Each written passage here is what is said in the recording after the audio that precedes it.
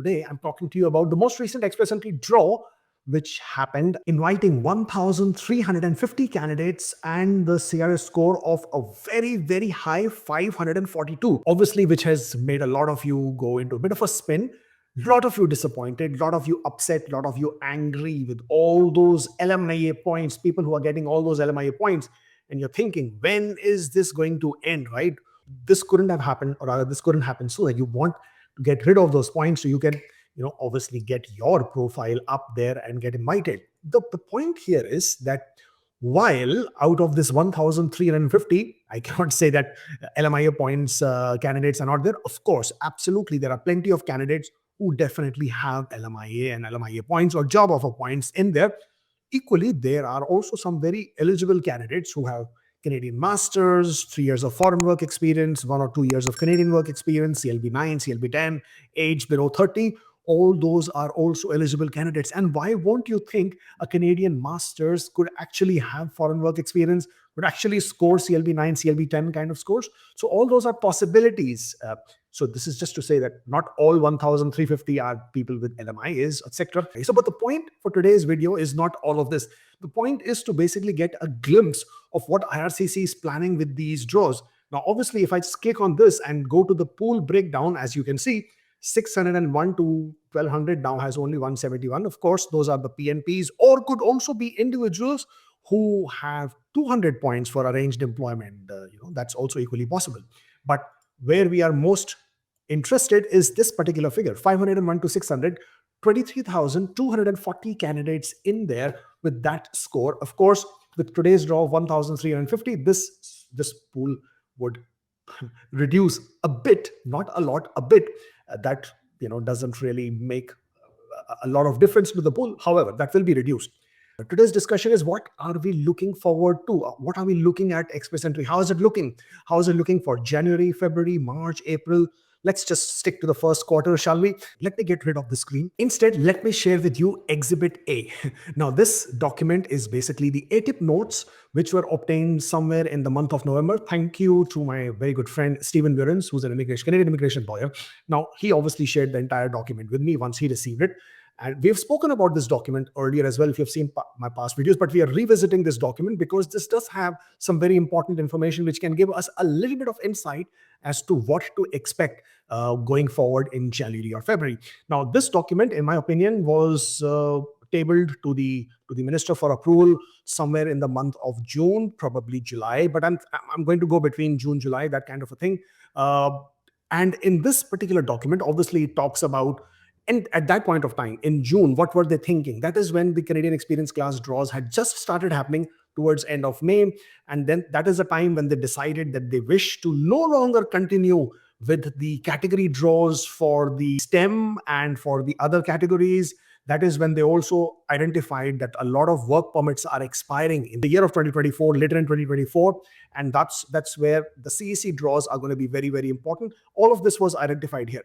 It said the current ITA schedule has been adjusted to front load Canadian Experience class rounds before October 24 to get ahead of the upcoming expiring work permits. So they knew that the work permits, a lot of work permits are expiring. They just wanted to sort of, ensure more and more people could take advantage and become temporary residents and get to become permanent residents.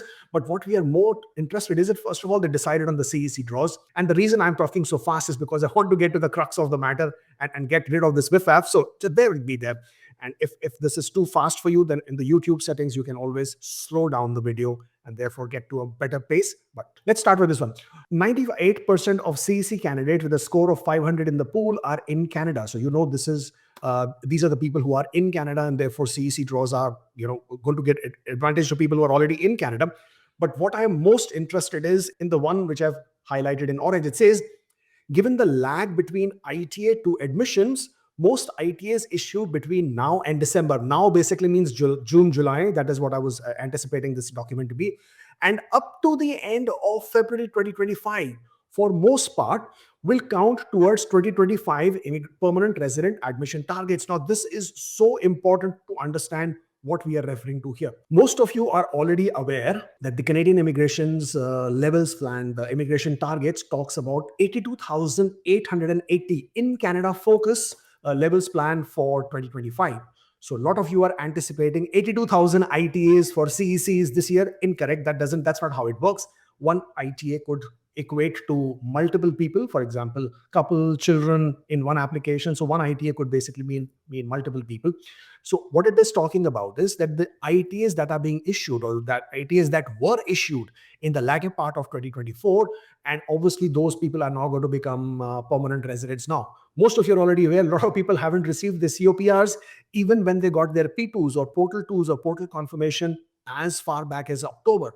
They were all being held back because IRCC had already achieved the 2024 permanent resident target. So all these people will start receiving their COPRs this month sometime, and they will all count towards the permanent resident targets for 2025.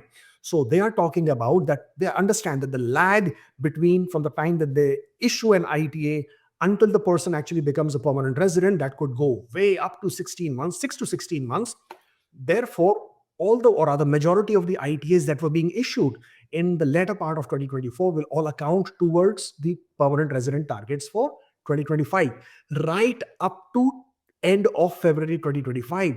This is so important. So even the invitations that are going to be issued in January and February, of course, they count towards 2025 targets. But keep in mind, bear this in mind, that out of this so-called 82,000 target that we have for in Canada focus, a lot of it has already been fulfilled by the invitations that have been issued by IRCC earlier or later in the year 2024. So when you're looking forward for these ITAs, looking at the number of 82,880 for the CEC targets for 2025, bear in mind a lot of them have already been issued, a lot of them have already been approved, a lot of them are already going to become permanent residents this month. And therefore, it's also important to take a look at this particular supplementary levels plan for not only 2025, which was at 82,000, I was saying 880, actually it's 980, 82,980 for in Canada focus for 2025, but your eyes should actually be on 75,830 for the year 2026. Now, this number will contribute, or rather, this number is important as most of the ITAs that will be issued later in this year from June onwards, those will be contributing to this target, 75,830. And this is what we have to be aware of. So we are not looking at 82,980 anymore, because this is how this works, right? The ITAs are being issued, but they count towards the immigration levels plan. So now, not only is 82,980 important for us because that's the 2025 immigration levels plan, but it's also 75,830, which is the 2026's immigration levels plan for the in Canada focus for the CEC draws. Going back to this particular screen now, if we see this and it goes deeper into the pool, it says compared to 525, 540 under status quo. It basically means had they not started with the Canadian experience draws, the scores would have pretty much remained at 525 to 540. So they had to basically do something drastic. Therefore, increasing, or rather actually inviting CEC candidates help the scores go down. But my most important bit is this in orange and then in blue. It says the current schedule of the draws. Obviously, we were not given the schedule of the draws because that was redacted, but it says they aim to front load CEC ITAs to maximize invitations to the postgraduate work permit holders before most of the PGWP expires in October and November. That's what they were doing. So when you saw those draws that were happening in June, July, August, September, October, right until October, they were targeting those individuals whose work permits were expiring. Obviously, when I'm saying they were not individually picking out those profiles, but by and large, by issuing more CEC draws, they were hoping and anticipating that most of the people whose work permits are expiring, they probably would be able to get through with the invitations, get their AORs by submitting their applications, and by that, get their bridge open work permits. Now, when they have front loaded, by front loading, it always means that they have obviously added more number of ITAs at that point of time. They are then further saying in blue, maximizes CC ITAs until the end of 2024 without affecting 2025 admissions by aiming to lower ITA round sizes in January and February 2025, given the federal high skill admission target is not yet confirmed. So obviously this document is from June, July, again June, I think, And at that point of time, the immigration levels target for 2025 and 2026 onwards were not finalized. I'm sure at that point of time, they were aiming to either keep the numbers the same or probably reduce it a bit. But if you see the whole plan, the number of invitations or the number of quotas under the federal high skilled workers has not gone down. It's actually gone up by 7,000. So earlier it was supposed to be roughly 115,000. Now it's about 123,000. So with this number, uh, whatever they were planning at that point of time, the number has remained almost consistent. If not, it has actually increased. So they were looking to front load the number of invitations so that maximum people could get advantage in 2024. And therefore, they had to then balance it out and then reduce the number of invitations towards the end of 2024, and then aiming to lower the IT round sizes in January and February 2025. Again, this tells you that they were looking to reduce the number of ITAs already. So that's what happened in November. That's what happened in December. December, we didn't have much of a draw at all. And then now we are seeing in January, you have a draw of only 1,350. This gives us a bit of a glimpse that they could be planning to continue with the lower draw sizes at least until Feb 2025. Now, I hate to be pessimistic here, and I hate to not really, go with my forever hopeful, but it's always good to have some document or some inclination or some insight as to which way IRCC is heading. But we're not done yet, right?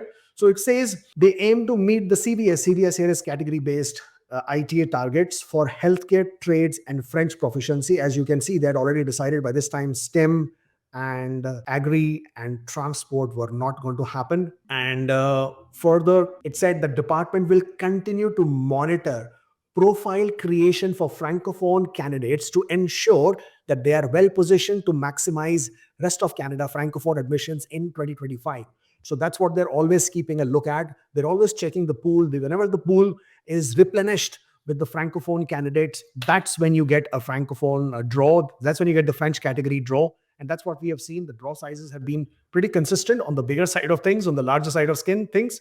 And that's when usually the draw happens. And here it says, should the 2025 federal high skilled admissions target differ from the current target established in the multi-levels plan, then the schedule may need to be revisited in fall. So obviously in fall, there would have been another memo tabled or another document that would have been provided. We haven't got our hands onto it yet. Of course, you will try and get to that one as well. But for this one, because the number did not reduce, because the federal high skilled target has not reduced, it's actually gone up. So therefore, I'm assuming we will pretty much stick with what they were looking at in this particular document, which is expecting lower round sizes in January and February, here marked in blue, and they would continue to maximize francophone or French proficiency rounds based on expected pool composition until the end of the year, and then working towards a 7% target for 2025, which basically means expect to see the francophone draws just the way they were conducting. Expect to see, or rather don't be too shocked or surprised to see lower draw sizes throughout January and even February for that matter. And also know that a lot of these 82,980 in Canada focus targets may have already been filled up. And a lot of these will continue to be filled up towards Feb, March, April, probably even till May. Anything after that, you can expect that those ITAs are now contributing towards the 2026 targets, which is about 75,000 people for in Canada focus. What that tells you when we look at this pool breakdown is that if there are already about 23,240 people minus 1,350, you are coming to somewhere about 22,000 people there. Now again, these 22,000 people in the pool means they are not individuals only. They are not only 22,000 people. They are 22,000 profiles. If they are families, married couples, common laws, children, then they are well over 20,000, 23,000 people. All right, let me give you another perspective with this particular document, which is the permanent resident inventory document as far as IRCC is concerned. And this document is available thanks to Stephen Wirens as well. He's been very kind to share this with us. Now, if you see this document, this is obviously until the end of, or rather, the data is as of September 2024. And there are two main sections to this. This is the landing inventory, means those applications which are being processed for finalization, means they're already approved. They just have to be issued with their passport request or COPR. But the second section is the processing inventory, which is basically those applications or people who are still undergoing checks, whether it could be eligibility, background, assessment, whatever part of the application they may be at. And Canadian experience class, we had at the end of September 7,025 applications of people. Under the federal skilled workers, we had 14,058. Now you'll say, federal skilled worker draw never happened. That's true. But these federal skilled workers are also those candidates who have gotten their invitations, whether it was Francophone draw, a STEM category draw, agriculture, food, transport, healthcare, and trade category. So all those, you see, federal skilled workers are still allowed or eligible under the category draws. And then there might always be a question that this could include the PNPs. Well, it does not, because PNPs have a separate category by itself. And there are 8,800 people who are waiting for their COPRs or finalization end of September 2024. Now, the next interesting section over here would then be the section of the processing inventory, right? End of September, under the eligibility, you had 12,000, pending final decision 3,480, PR promotion 15,978. So total of 32,187 is what you had at the end of September 2024. The career experience class applications in process. In the same number, you had 19,241 applications of people under the federal skilled workers class. That tells you that at the end of September, there were nearly 50,000, rather more than 50,000 people or applications that were waiting the processing of their application, and more than 21,000 people whose application had already been approved and finalized. They were just waiting for their P2 or COPRs or ECOPRs or passport request. Now, that gives you an understanding that at the beginning of, or rather by the end of December, these were the number of people who were waiting, or rather who were all going to contribute towards the 2025 immigration targets, which is 82,980. Now, obviously, some of you might think that a lot of these people would have received their COPRs and they would have been approved. And I agree with that, absolutely. From the landing inventory, even if we take away 50% to 60%, that would still leave us with roughly 8,000 people in there. Okay, and if that does leave us with 8,000 people in there, please bear in mind there were continued ITAs or continued express entry draws in September, October, November, December. Well, in September itself, 5,000 ITAs issued, October 3,700 ITAs issued, November 4,600 ITAs issued, in December 800 ITAs issued, bringing to a total of roughly 13,000 ITAs issued between September and December alone. So that number also gets added to these numbers as well. Again, bringing you to roughly 75,000 people or applications waiting for processing or landing or COPRs, etc., at the time of January of 2025, which basically means if you look at the immigration levels plan for 2025, which is about 82,980, most of it is already finished and done with, right? That's what the numbers are suggesting. And therefore, when they front-loaded the system by conducting extra draws or additional draws for Canadian experience class, and of course, there were a larger number of Francophone categories as well, they had pretty much accounted for everything in 2025 or the levels plan for 2025. And therefore, it only suggests, it further strengthens the theory that why they would conduct small size draws in November, December, and now in January, and probably going into February as well. And therefore, when we get into whether we hit March, April, and forward, you should then start seeing the regular size express entry draws, hopefully for Canadian experience class, which will then contribute to the 2026 immigration levels plan, which is about approximately 75,000 people. And that's what we are looking forward to. What I'm trying to tell you here with all these riff-raff, jiff-jaff, gib-gab that I'm talking about is that the expectation of the express entry scores to drop below 500 at this point of time, given all these things that we know of, looks very, very, very difficult. It's far-reaching. Of course, it is possible. Anything is possible. IRCC has made that pretty clear in the past, but it is looking difficult. It may happen, may not happen. Of course, that's nobody can tell you. But at this point of time, it's looking like a far reach. Bear in mind, this number is dynamic. This 23,000 that we are talking about is as of today. It doesn't mean it will not increase. As the number of invitations are issued, the pool still gets replenished. More and more people complete their education, more and more people complete their foreign work experience, Canadian work experience, more and more people complete their education, More and more people upgrade their language skill score. Of course, bear in mind, LMIA points are still valid until spring. Spring can go on from 20th of March till 20th of June. Again, a very long period of about 3 months there. And when exactly in spring these points are going to go away, nobody knows. Until that happens and until the pool clears off of all these LMIA or job offer points, you would never really know what exactly is the real pool breakdown without those added advantage of 50 points. Yes, it's a pessimistic video. Yes, it's a bit of a downer of a video, but it's also a reality check. So before we start, living in that wonderland, in that la la land, if you're just going to wait, it may never happen. From your side, what you should be looking to do is improve your scores, get your English language scores up there if you can. Add those extra points from your work experience, whether it is the Canadian work experience, whether it's the foreign work experience. Go back if you have to complete that period of work experience, if you have to gain work experience in a priority occupation. It's only 6 months, guys. 6 months of work experience is all you need to become eligible in a priority occupation. Do that. That could be your calling. That could be your way to get through. This is all that I have to say. This is what I wanted to remind you as far as this particular ATIP notes were concerned. It's a very important document which gives us a little bit of insight as to what's going to happen in Jan and Feb. That's all I have for you today. Thank you so much for watching. Don't forget to subscribe. I'll come back to you when I have more on this.